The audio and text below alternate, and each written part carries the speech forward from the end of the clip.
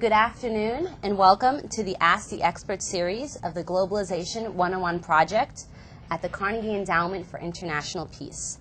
Today's interview is being co-sponsored by NAFSA, Association of International Educators. We are glad to have with us David Vise, Pulitzer Prize-winning reporter for the Washington Post and author of the Google story.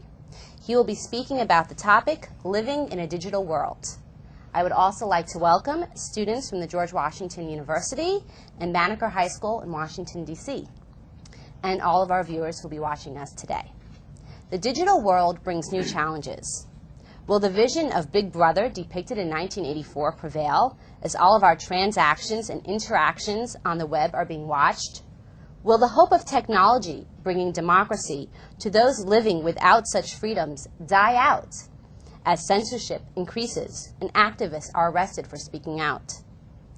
We are fortunate enough to have with us today David Vise, whose book, The Google Story, shed lights on two successful entrepreneurs, Sergey Brin and Larry Page, founders of Google, and their quest to change the world for the better with their motto, do no evil.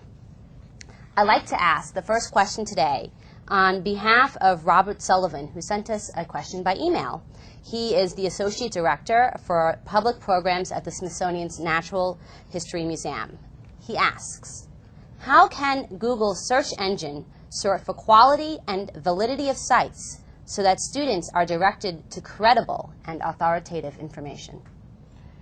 Well, the Google search engine searches for information very, very rapidly. As all of you know, you get very quick, instant results. The reason for that is that the Google search engine doesn't actually search the internet, even though you think it does. It actually searches a copy of the internet that's been downloaded, organized, and indexed in advance. The question really deals with the quality and the validity of sites, and Google answers that question by breaking through what was the major fault with the search engines that came before Google. They used to produce a lot of search results, but they weren't ranked in order of relevance that was related to your search. Google ranks your search results based on relevance, and they do it based on the number of other websites that are pointing to that site. It's the same way that Sergey Brin and Larry Page learned at home as their fathers, both of whom are college professors, taught them that the importance of the scholarly research they were doing was enhanced by the number of citations it had. Those citations are the number of times that their work was referenced in other places.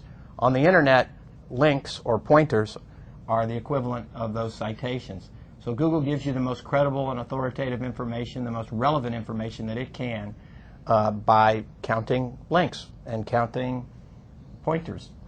Having said all of that, you have to bring a skeptical eye to anything and everything that you get back through a Google search, because Google does not produce any original content of its own. Some websites out there are full of authoritative information. Some websites out there are full of garbage. And there are people out there who are always trying to trick Google by buying links and creating all kinds of ways to scheme and game the system. So all of you have to continue to use your minds and bring a healthy skepticism to everything that you read, because everything that you look at online, even though you trust the Google brand, it doesn't mean that the information that Google returns to you is actually accurate and credible. It does mean, however, that it's relevant to your search. Thank you.